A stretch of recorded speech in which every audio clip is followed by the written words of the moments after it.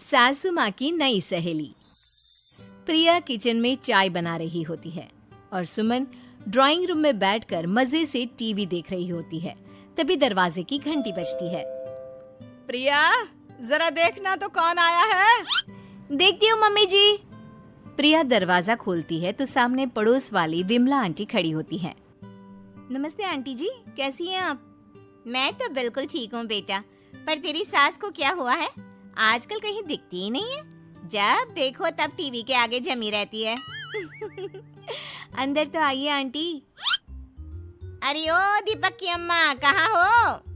अरे बिमला, आओ आओ, क्या बात है, बड़े दिन बाद याद आई तुम्हें मेरी। मैं तो हमेशा ही तुम्हें याद करती हूँ, पर तुम ही गायब रहती हो और आजकल तो बाहर भी नहीं आती जाती। तबीयत तो ठीक है ना तुम्हारी? अरे तबीयत को क्या होना है, इस उम्र में तो कुछ ना कुछ लगा ही रहता है। मेरी छोड़ो, तुम ये बताओ कि क्या चल रहा है गली मोहल्ले में। तुम गली मोहल्ले की छोड़ो, चल तो तुम्हारे पड़ोस में रहा है। तुम्हारी नई सहेली आई है। मेरी कौन सी नई सहेली? मैं तो यहाँ बस तुमसे बातचीत कर लेती हूँ या फिर बाजू वाली शर्मा की बहू से दो चार बातें कर लेती हूँ। इसीलिए तो कहा कि तेरी नई सहेली आई है। अब कोई पड़ोस में आया है तो बात तो होनी ही है। कम से कम इसी बहाने हमारा भी एक ग्रुप बन जाएगा। फिर सब मिलकर अपनी बहुओं की शिकायतें किया करेंगे। दोनों हंसने लगते हैं। तभी प्रिया चाय लेकर आती है और सामने टेबल पर रख देती है। दोनों चाय पीती हैं और बातें करते हैं। चलो मैं चलती हूँ, अब कल मिलते हैं। राम राम। अगले दिन प्रिया किचन में कुछ काम कर रही होती है और सुमन आराम से सोफे पर बैठकर मटर छिल रही होती है। तभी डोरबेल बजती है। प्रिया दरवाजा खोलती है तो सामने उनकी नई पड़ोसन खड़ी होती है। जी, आप कौन? मैंने पहचाना नहीं। नमस्ते बेटा, मैं शारदा, आपके बगल वाले घर में अभी 2-4 दिन पहले ही शिफ्ट हुए हैं। ओह अच्छा अच्छा अच्छा, नमस्ते आंटी, अंदर आइए ना आप। देखिए तो मम्मी जी, आज कौन आया है। इतना कहकर प्रिया किचन में चाय बनाने चली जाती है। नई पड़ोसन को घर पे देखकर सुमन थोड़ा हैरान हो जाती है। नमस्ते बहन जी, मैं शारदा, आपकी नई पड़ोसन। अच्छा अच्छा, आप हैं हमारी नई पड़ोसन। आइए आइए, और बताइए कैसी हैं आप? जी बिल्कुल ठीक हूँ।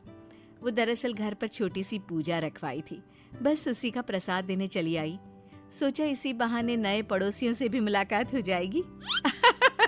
ये तो बहुत अच्छा सोचा आपने। सुमन प्रिया को आवाज लगाती है। अरे ओ बहू, जरा चाय पानी का तो आके पूछ लो।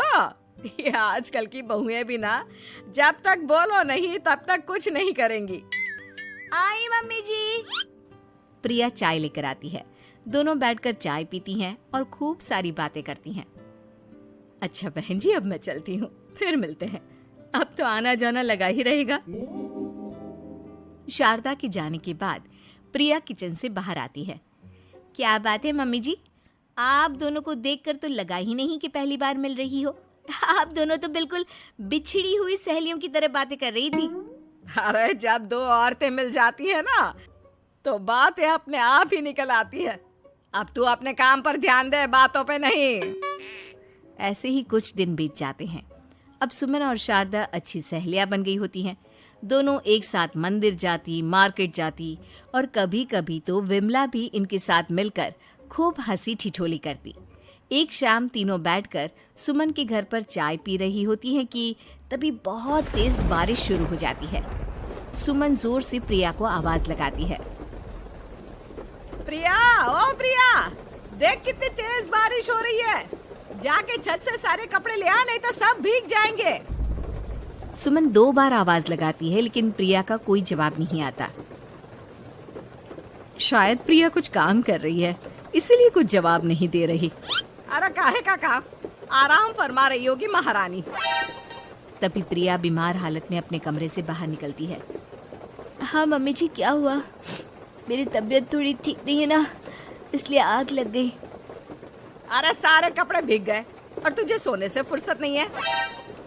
सबके सामने सुमन के मुंह से ऐसी बातें सुनकर प्रिया उदास हो जाती है और छत से कपड़े उतारने चली जाती है। सुमन, ये क्या बात हुई?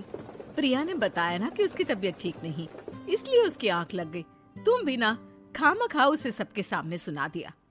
अरे आप नहीं जानती शारदा जी, कुछ बहुएं ना बहुत आलसी होती है, घर का एक काम नहीं करना चाहती। ऐसा नहीं है सुमन, तुम्हारी बहू तो बहुत प्यारी है, तुम्हारी सारी बात भी तो मानती है। हाँ सुमन, तुम प्रिया के बारे में ऐसा क्यों सोचती हो? मेरी भी दो बहुएं हैं, लेकिन मैं उन्हें अपनी बेटियों की तरह रखती हूँ। आखिर वो भी तो किसी की बेटियां ही है ना। और अगर तुम ऐसा ही व्यवहार करोगी तो एक दिन प्रिया भी तुम्हारे साथ ऐसा ही बर्ताव करेगी। शारदा और विमला की बातें सुनकर सुमन की तो बोलती बंद हो जाती है। वहीं प्रिया भी बाहर से सारी बातें सुन रही होती है। अरे मैं कोई उसकी दुश्मन थोड़ी ना हूँ, मैं भी उसकी माँ हूँ, लेकिन कभी कभी सास बनना पड़ता है, नहीं तो बहुएं हाथ से निकल जाती है। देखो सुमन, ये सब सोच का फर्क है। अगर तुम ये सोचोगी तो कभी प्रिया को अपनी बेटी नहीं बना पाओगी। इतना कहकर शारदा और विमला वहां से चली जाती हैं और सुमन अकेले बैठकर उनकी बातें सोचने लगती है। अगले दिन प्रिया और दीपक अपने कमरे में बैठकर बात कर रहे होते हैं और सुमन उनके कमरे के बाहर कुछ काम कर रही होती है और उन दोनों की बातें सुन लेती है। दीपक, तुम्हें पता है हमारे पड़ोस में जो शारदा आंटी है ना, बहुत अच्छी हैं।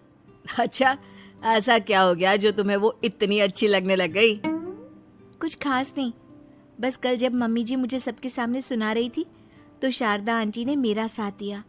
मैं तो सच में हैरान ही रह गई थी जब उन्होंने मम्मी जी को मुझसे ऐसा बर्ताव करने के लिए मना किया। अच्छा, फिर क्या हुआ?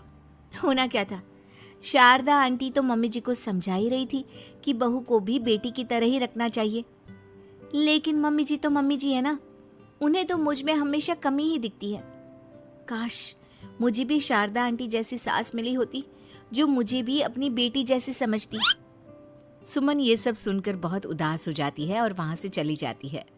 प्रिया की बातें सुमन के कानों में बार बार गूंज रही थी। उसे बहुत शर्मिंदगी महसूस हो रही थी कि उसने प्रिया के साथ बहुत गलत किया है। अगले दिन सुमन शारदा और विमला को बुलाती है। क्या बात है सुमन, आज तूने ऐसे अचानक क्यों बुलाया? सब ठीक तो है ना? हाँ, सब ठीक है, तुम दोनों बैठो तो सही। तब तक दीपक और उसके पापा भी आ जाते हैं। प्रिया, तुम भी आ जाओ।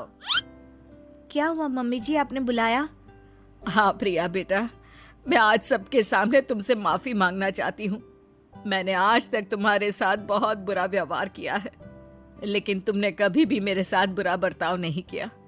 मुझे अपनी गलती का एहसास हो गया है, हो सके तो मुझे माफ कर देना। प्रिया अपनी सास की बातें सुनकर हैरान हो जाती है। उसकी आंखों में आंसू आ जाते हैं। प्लीज मम्मी जी, आप मुझसे माफी मत मांगिए, मैं भी आपकी बेटी ही हूँ। वैसे एक थैंक यू तो मेरी नई सहेली को भी बनता है, जिसकी वजह से मुझे मेरी गलती का एहसास हुआ। शारदा बहन, आपका बहुत बहुत शुक्रिया जो आपने मेरी आंखें खोल दी। अरे क्या सुमन, तुम भी ना। तो फिर इसी बात पर चाय और पकोड़े हो जाए? हाँ, क्यों नहीं।